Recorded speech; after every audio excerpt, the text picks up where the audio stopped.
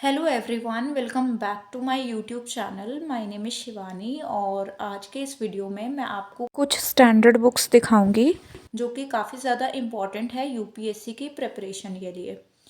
तो सबसे पहली बुक है लेक्सिकन। तो लेक्सिकन की जो बुक है वो इम्पॉर्टेंट है एथिक्स के पेपर को प्रिपेयर करने के लिए। तो एथिक्स, इंटेग्रिटी एंड एप्टीट्यूड का जो पेपर है वो GS 4 में आता है। और GS 4 के पेपर के प्रिपरेशन करने के लिए जो लेक्सिकन की बुक है वो काफ़ी ज़्यादा इम्पॉर्टेंट है, क्योंकि इसमें आपको जो टर्म्स हैं आपके सिलेबस में, जैसे कि ऑनेस्टी, इंटेग्रिटी, ये जो टर्म्स हैं इनका मीनिंग और डेफिनेशन आपको इस बुक में मिल जाएगी। प्लस आपको एथिक्स के पेपर की बेसिक अंडरस्टैंडिंग इस बुक से मिल जाएगी। तो इसलिए ये बुक आपकी GS 4 के प्रिपरेशन के लिए काफ़ी ज़्यादा हेल्पफुल होगी। उसके बाद है हमारे पास इंटरनल सिक्योरिटी। तो इस बुक का पूरा नाम है challenges to internal security of India और ये बुक लिखी है अशोक कुमार एंड विपुल अनेकंत ने। तो ये जो बुक है ये इंटरनल सिक्योरिटी की प्रिपरेशन के लिए इम्पॉर्टेंट है। इंटरनल सिक्योरिटी GS पेपर 3 में आती है। तो इस बुक से आपको इंटरनल सिक्योरिटी ऑफ इंडिया के बारे में काफ़ी अच्छा कंटेंट मिल जाएगा और इससे आप अपने नोट्स भी बना सकते हैं। उसके बाद आती है Indian art and culture by Nitin Singhania. तो ये जो बुक है ये आर्ट एंड कल्चर की प्रिपरेशन के लिए इम्पॉर्टेंट है। आर्ट एंड कल्चर का जो पोर्शन है वो GS पेपर 1 में आता है और इस बुक में काफ़ी अच्छी चीज़ें दी हुई हैं आर्ट एंड कल्चर से रिलेटेड। काफ़ी सारे मॉन्यूमेंट्स के स्ट्रक्चर्स वगैरह इसमें दिए हुए हैं जो आपको अपने आंसर्स में इनकॉर्पोरेट करने होते हैं, जिससे कि आपका आंसर और भी ज़्यादा इन्हांस हो जाता है।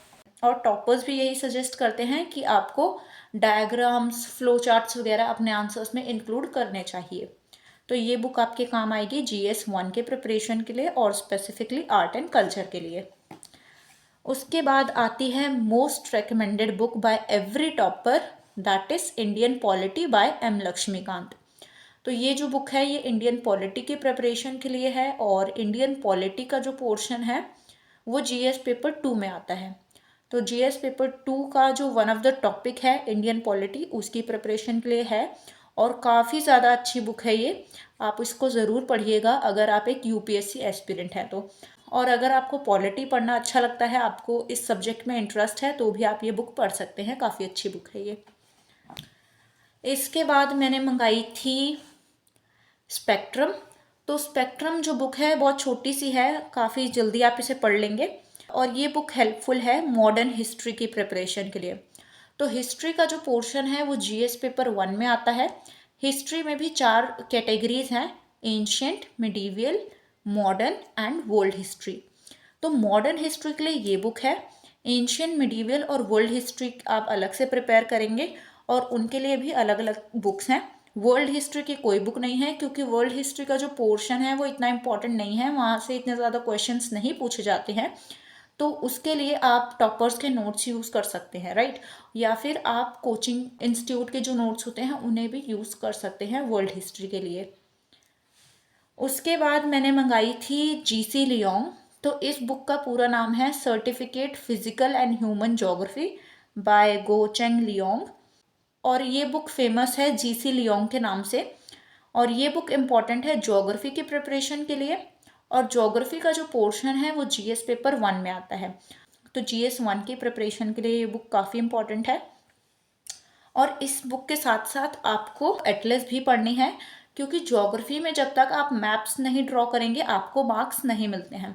और मैप्स और डायग्राम्स बनाने से क्या होगा, आपके आंसर्स और ज़्यादा इन्हांस होंगे, जिससे कि आप अच्छे मार्क्स स्कोर कर सकते हैं, राइट।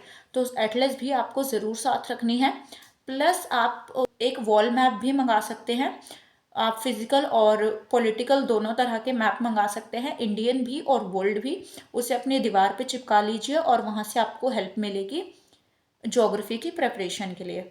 तो मैप्स सिर्फ ज्योग्राफी के पेपर के लिए यूज़फुल नहीं है, बल्कि सारे ही जो यूपीएससी के एग्ज़ाम्स होते हैं, जैसे कि आर्ट एंड कल्चर हो गया, हिस्ट्री हो गया, इन्वायरमेंट हो गया, ये सारे ही पेपर्स में आप मैप्स ड्रॉ कर सकते हैं और लोकेट कर सकते हैं जगहों को, जो भी चीज़ आप दिखाना चाहते हैं, राइट। इससे क्या होगा, इससे आपका आंसर और भी ज़्यादा प्रेजेंटेबल बन जाएगा और आप कम शब्दों में ज़्यादा से ज़्यादा इन्फॉर्मेशन आप एग्जामिनर तक डिलीवर कर सकते हैं। इसके बाद अगली बुक है हमारी इन्वायरमेंट की बाय शंकर आईएएस। तो ये जो बुक है ये इन्वायरमेंट के पोर्शन को कवर करती है और इन्वायरमेंट का जो पोर्शन है वो आता है जीएस पेपर 3 में।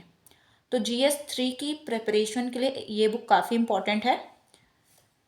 इसके बाद आती है हमारी Indian economy bye Ramesh Singh.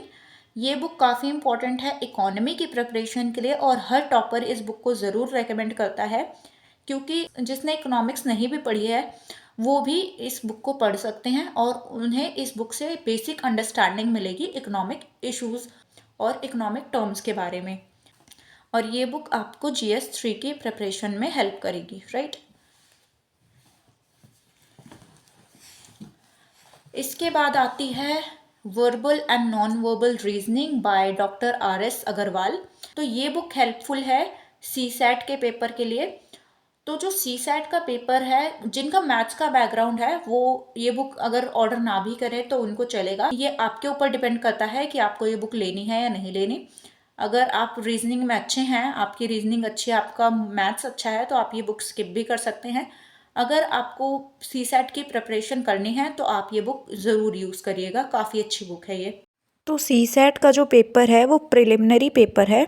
तो प्रिलिमिनरी पेपर में भी आपके 2 एग्ज़ाम्स होते हैं, एक प्रीलिम्स का और दूसरा सीसैट का। तो सीसैट में आपका रीजनिंग और मैथ्स वगैरह के क्वेश्चंस पूछे जाते हैं।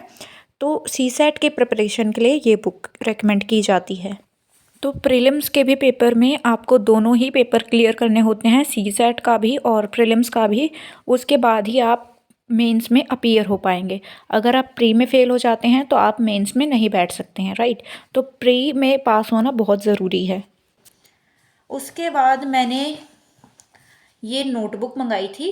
ये ब्लैंक आंसर शीट्स हैं और कह सकते हैं कि मॉडल आंसर शीट्स हैं। जो यूपीएससी मेंस का जो पेपर होता है वो इसी तरह की शीट्स पे होता है। तो इससे मंगाने का ये फ़ायदा है कि आपको पता चलेगा कि आपको कितना मार्जिन मिलेगा और आपको कितना लिखना होगा एक पेज में। और इसमें आप नोट्स भी बना सकते हैं, प्लस इसमें आपको ये भी पता चलेगा कि आपको आंसर्स कैसे लिखने हैं, राइट। तो इसलिए मैंने ये नोटबुक ऑर्डर की थी। इसके अलावा मैंने ये बुक ऑर्डर करी थी, that is fundamentals of essay and answer writing by Anudeep Durishetty sir, who was All India Rank 1 in UPSC Civil Services Examination 2017। तो इस बुक का डिटेल रिव्यू मेरे चैनल पे अवेलेबल है। आप चाहें तो ऊपर आई बटन पे क्लिक करके वीडियो देख सकते हैं। मैंने सारा कुछ बताया है इस बुक के बारे में। और अगर आप एक कंप्लीट बिगिनर हैं तो आप ये बुक ज़रूर पढ़िएगा। ये बुक आपको काफ़ी ज़्यादा हेल्प करेगी।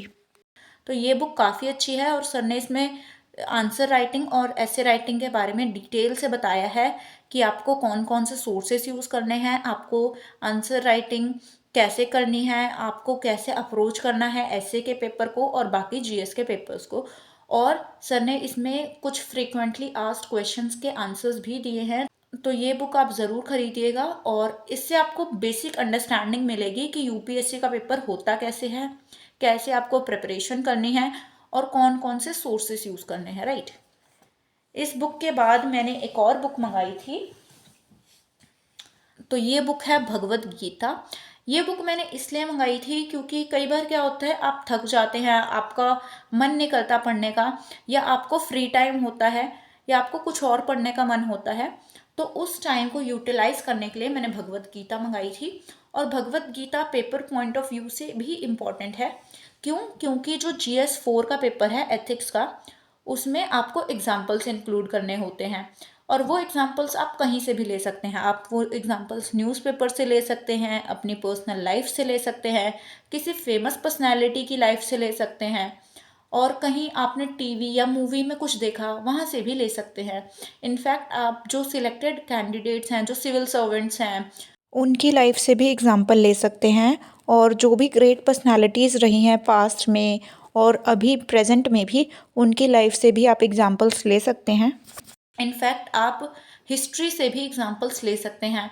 आप भगवत गीता जैसी माइथोलॉजिकल बुक्स और सीरियल्स में से भी एग्जाम्पल्स ले सकते हैं। तो सारी स्टैंडर्ड बुक्स जो मैंने मंगाई थी यूपीएससी की प्रिपरेशन के लिए वो मैंने आपको दिखा दी। और अगर आप भी चाहते हैं अपने प्रिपरेशन स्टार्ट करना तो आप ये बुक्स ज़रूर मंगा लीजिएगा। आप इन्हें ऑनलाइन भी खरीद सकते हैं और आप शॉप्स पे जाके भी इन्हें परचेज़ कर सकते हैं। प्लस इन बुक्स के अलावा भी कुछ NCERT बुक्स हैं जो कि इम्पॉर्टेंट हैं आपकी प्रिपरेशन के लिए। और नेक्स्ट वीडियो में मैं NCERT बुक्स भी दिखाऊंगी जो कि एग्ज़ाम्स के लिए इम्पॉर्टेंट है, क्योंकि सारी NCERTs नहीं पढ़नी होती हैं आपको सिलेक्टिव NCERTs पढ़नी है, क्योंकि आपको टाइम वेस्ट नहीं करना है, वो टाइम आपको यूटिलाइज़ करना है अपने आंसर राइटिंग में और टेस्ट सीरीज़ में। So this is all for this video. Please share it with your friends, and if you have any query you can ask me in the comment section. Thank you so much for watching.